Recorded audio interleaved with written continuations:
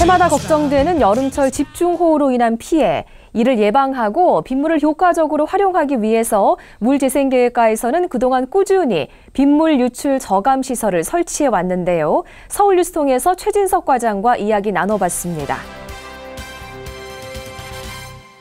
지난 2013년부터 광화문 일대 침수 방지를 위해서 총 215개의 빗물 유출 저감 시설을 설치를 해왔습니다. 그 종류로는 총 이제 9개소의 시설물들이 되겠는데요. 건물 옥상의 블루루프, 그리고 이동형 레인가든, 그리고 침투형 빗물바지와 같은 것들이 되겠습니다. 이 중에서 빗물 저금통하고 빗물 저류 주머니에 대해서 잠시 말씀을 드리면, 빗물 저금통은 건물 옥상에 빗물이 이제 모이게 되는데 그것을 하수도로 흘려보내지 않고 큰 항아리에다가 저장을 해 두었다가 청소 용수나 또 정원수와 같은 것으로 이제 재활용할 수 있는 시설이 되겠습니다. 현재 종로구청사와 동주민센터 총 한 5개소에 설치가 되어 있습니다. 그리고 빗물 주머니는 인왕산 계곡 일대에 2개소를 설치를 해 두었습니다. 여름철에 집중호우가 내릴 때 빗물을 일시적으로 저장했다가 서서히 흘려 보내줌으로써 빗물이 한꺼번에 집중되는 것을 완화해주는 시설이 되겠습니다. 결국 이러한 빗물 유출 저감 시설은 여름철 폭우로 인한 피해를 줄여주기도 하고 또 빗물도 재활용할 수 있는 그런 다양한 효과가 있다고 할 수 있겠습니다. 이 밖에도 삼청로와 세문안길, 자하문로 등 총 70곳에는 침투형 빗물바지를 설치했는데요. 물재생계획과에서는 앞으로 이러한 빗물 유출 저감 시설에 대한 효과를 바탕으로 설치를 확대할 계획입니다. 7년간 묶여있던 뉴타운 지구 해제를 완료한 창신, 숭인 일대가 2017년을 목표로 도시재생 사업을 본격화합니다.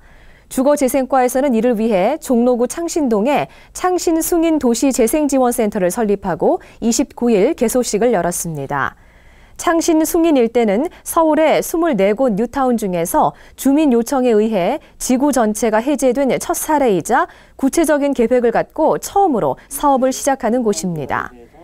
창신 숭인 도시재생지원센터는 주민이 주도해서 사업을 제안하고 실행할 수 있도록 지원하는 곳으로 우리시는 그동안 수렴한 주민과 전문가 의견을 바탕으로 11월까지 도시재생 활성화 계획을 수립해서 추진할 계획입니다.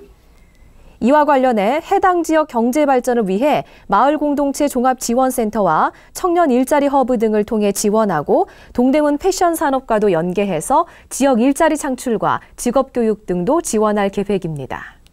이번 주 월요일 28일이었죠. 박원순 시장의 초청으로 중국의 웨이홍 스촨 성장이 시청을 방문했습니다. 양 도시의 협력을 약속하는 뜻깊은 자리가 마련됐는데요.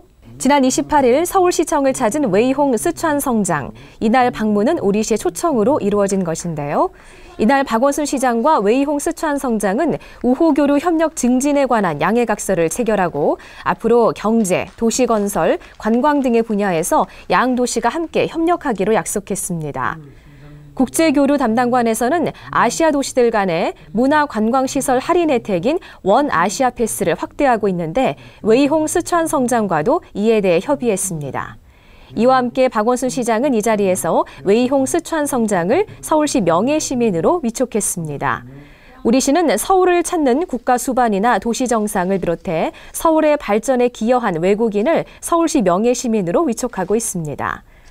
중국 서남부에 위치한 스촨성은 토지가 비옥하고 물자가 풍부한 곳으로 60년대부터 군수산업이 발달했으며 현재는 전자공업과 우주항공 분야의 선도 도시로 주목받고 있습니다. 우리시는 지난 2008년 스촨성 대지진 때 구호금과 아리수를 지원한 바 있는데요. 어려울 때 함께하는 것만큼 가장 큰 힘이 되는 것은 없겠죠. 오늘 누군가에게 힘이 되는 하루 되시길 바랍니다.